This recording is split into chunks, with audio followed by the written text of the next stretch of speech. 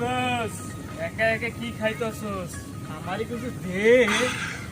তুই খাবে? খাবো রে। দে ওরে তাহলে লো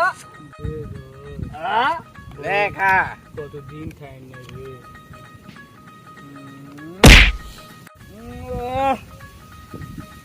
মাল করে রে। এ মাল গা ভালো লাগে না। কি করে? বাবা ভালো লাগে না। সংসার চালা ভালো লাগে না। এই সংসার ভালো লাগে না।